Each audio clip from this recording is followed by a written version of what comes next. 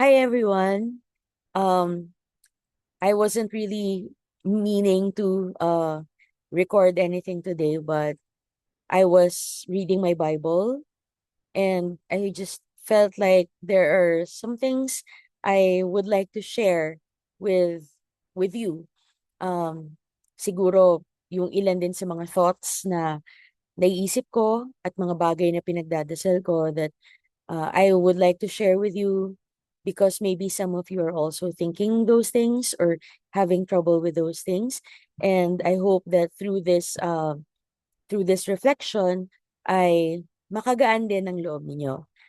Today, I want to share with you my current devotion. It is taken from Psalm 25, specifically verses 1 to 2. And I'd like to read this to you because this is also, I guess, my prayer to the Lord in these days. So, Psalms 25, verses 1 to 2 says, In you, Lord my God, I put my trust. I trust in you. Do not let me be put to shame, nor let my enemies triumph over me. Maiksi lang po yung verses na to, but uh, for me, talagang malaman siya. Hindi ko alam kung totoo rin ito para sa inyo. But for me, one of the things that I am most afraid of is to not be able to represent Christ to the world the way that I should. Uh, Syempre, no, bilang Kristiyano, gusto natin um, maisabuhay yung pagiging Kristiyano natin. Um, as somebody who talks about God, who strives to be a witness for Christ, for me, one of the saddest things that could happen is yung hindi ko mapakita sa ibang tao or na hindi ako makapag-walk the talk. Yung hanggang salita lang pala ako pero yung buhay ko hindi ko na isasalamin yung dapat na maging buhay ng isang follower ni Christ.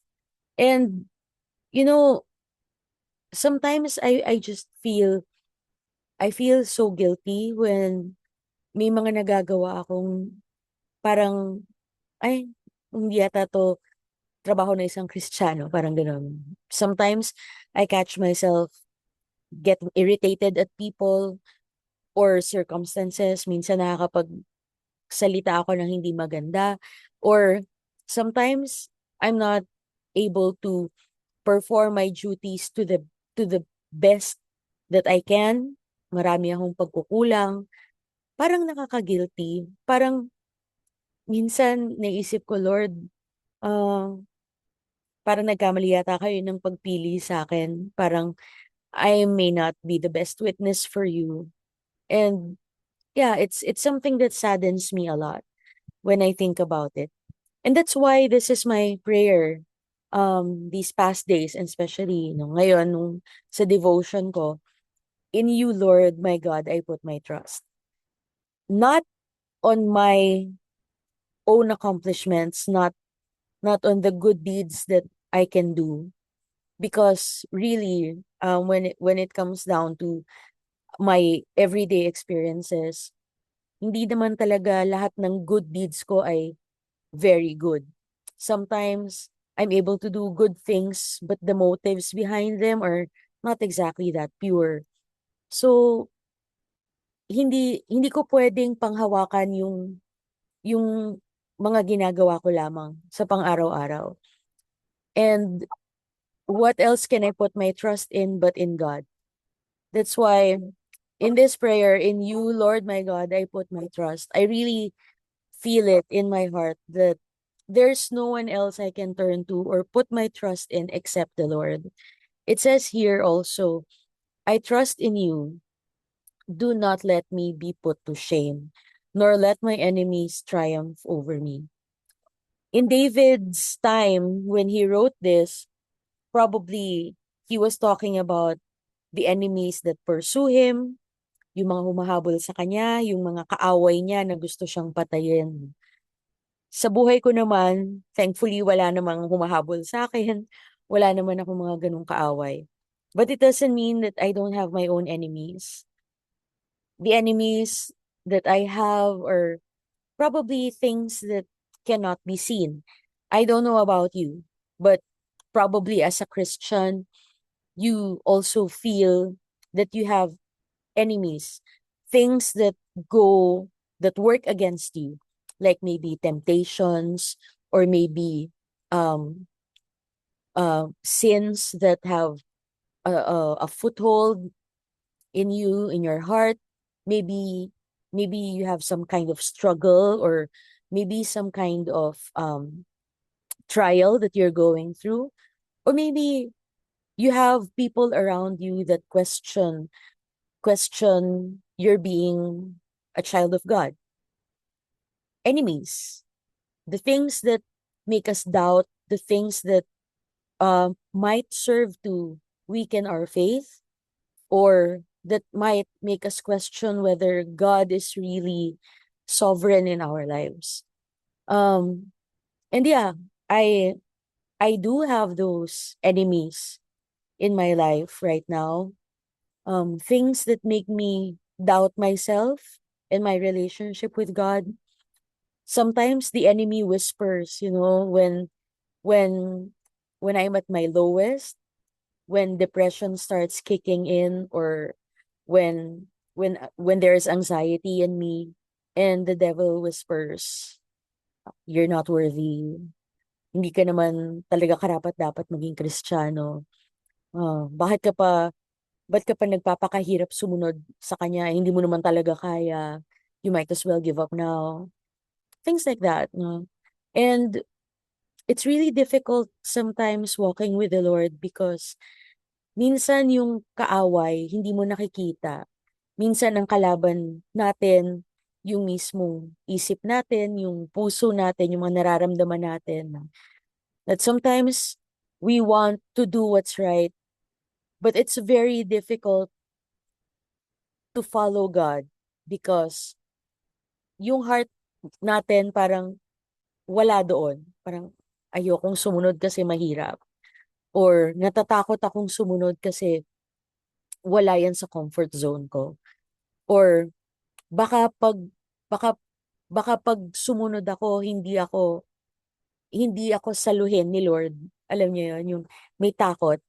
Or maybe we doubt even the call na talaga bang gusto mo ipagawa sa akin yan, Lord? Baka naman sa iba mo gustong ipagawa yan, hindi sa akin. Baka naman nagkamali lang ako ng dinig. Baka hindi talaga ako yung tinatawag mo. And all the other whispers and sometimes the lies of the enemy, they get to us. The enemy is all around us, whispering lies, whispering discouragement, telling us so many things, labeling us with words and names that have no place in our Christian life, calling us losers, calling us failures, calling us hopeless. But but God is faithful. Jesus is faithful. And even in the midst of all these doubts, and even when we are afraid, or when we're reluctant to get out of our comfort zones to follow God, nandyan siya. Nandyan si Lord para i-remind tayo na, you know what? You can trust in me. You can put your trust in me because even if you cannot put your faith in yourself, even if you cannot trust the world, even if your friends let you down, I am the one constant in your life. I called you. I I hold you in the palm of my hands, and I will never let you go. So again, I just want to share with you these special two verses of Psalm 25. In you, Lord my God, I put my trust. And brothers and sisters, no matter what your state is in right now, May challenges ka man sa buhay, feeling hopeless ka man, parang kung hindi mo pa man makita yung hope or yung solution sa mga problema mo, one thing that we can be sure of is that in every trial, in every situation, whether good or bad, in whatever season of our lives, the Lord is there with us and He is faithful. We can trust in Him and He will not let us be put to shame. When we trust in Him, because because of His name, He will not allow us to be put to shame. Even in front of our enemies, we can declare the goodness and faithfulness of the Lord because He will never let us down. So let's claim this verse, let's claim these verses to empower us, to give us encouragement, and para matanggal yung lahat ng ating mga doubts and fears. The Lord is a good God. He is a faithful God, and we can trust in Him. I hope that you continue to read Psalm 25. And like me, sana you will find encouragement in God's word. God bless everyone.